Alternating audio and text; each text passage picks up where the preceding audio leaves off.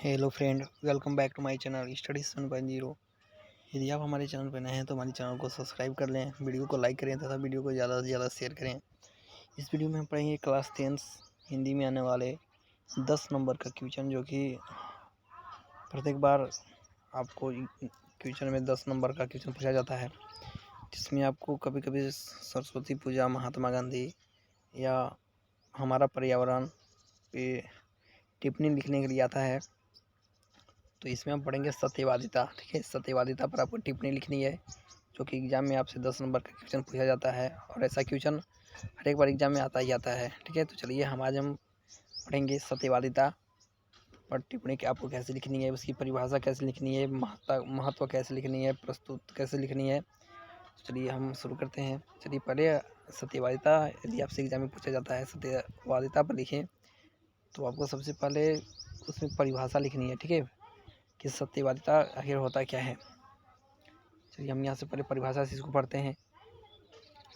सत्य कितना भोला भाला, कितना सीधा सादा, जो कुछ अपनी आंखों से देखा बयान कर दिया, जो कुछ जाना बिना नमक मिर्च लगाए बोल दिया, यही तो सत्य है ना। इतना सरल सत्य दृष्टि का प्रतिबिंब है, ज्ञान की प्रतिलिपि है, आत्मा की वाणी है। ठीक है, इसके बाद यहाँ से आपको लिखना है महत्व। इसका महत्व क्या होती है। संसार में जितने महान व्यक्ति हुए हैं, सबने सत्य का सहारा लिया है, सत्य की उपासना की है। चंद्र तरे, सूर्य तरे, तरे जगत व्यवहार की उद्घोषक राजा हरिश्चंद्र की सत्यनिष्ठा जगदी ख्यात है। के यह ठीक है कि उन्हें सत्य के मार्ग पर चलने में अनेक कठिनाइयों के दलहन में फंसना पड़ा, लेकिन उनकी कृति आज चांद की चांदनी और सूरज की रोशनी से कम प्रकाशपूर्ण नहीं। राजा दशरथ ने सत्य वचन का पालन और निर्वहन करने के लिए उन्होंने अपने प्राणों तक निछावर की। महात्मा गांधी ने सत्य और अहिंसा की शक्ति से ही विदेशी शासन की जड़ें हिला दी।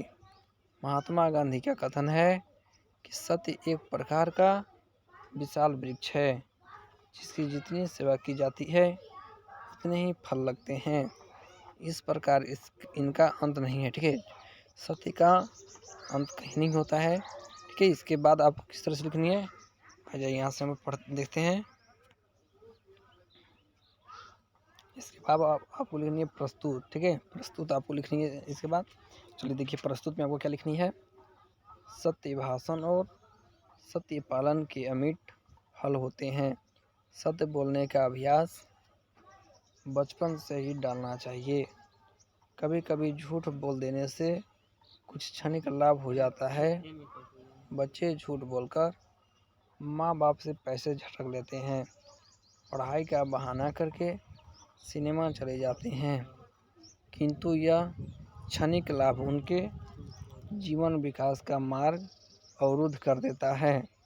उनके चरित्र में छिद्र होने लगता है और रिश्ता हुआ चरित्र कभी महान हो नहीं सकता। ठीक है, रिश्ता हुआ चरित्र क्या है, कभी महान नहीं हो सकता। झूठ बोलने वालों से लोगों का विश्वास उठ जाता है, उनकी उपेक्षा सर्वत्र होती है, उनकी उन्नति के द्वार बंद हो जाते हैं। कभी कभी तो उन्हें अपनी बेसम्मिक्ति जिंदगी से भी हाथ धोना पड़ता है। क्या आपने उस चरवाहे लड़के की चर्चा नहीं सुनी है, जो भेड़िया आया कहकर लोगों को उल्लू बनाता था।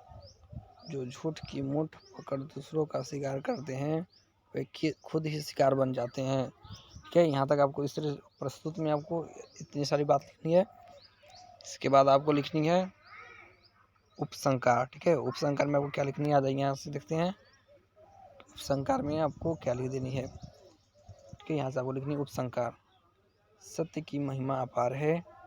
बाइबिल का कथन है, यदि तुम सत्य मानते हो तो सत्य तुम्हें मुक्त कर देगा। सत्य महान और परम शक्तिशाली है। संस्कृत की सूक्तियाँ हैं सत्यमेव जयते, नार्तितम नहीं सत्याम प्रोधर्म, सत्य की ही विजय होती है, असत्य की नहीं, तो सत्य से बढ़कर कोई धर्म नहीं है। जॉन मैन्सफील्ड की धारणा है कि सत्य की नाव एक ही, हम मृत्यु सागर का संतरण कर सकते हैं। सत्य की एक चिंगारी से असत्य के पूछ का अंबर एक क्षण में भस्मसात हो जाता है। अतः हर स्थिति में सत्य भाषा और सत्य पालन श्रेयस्कर है। ठीक है, तो इस तरह से आपको इसकी लिखनी है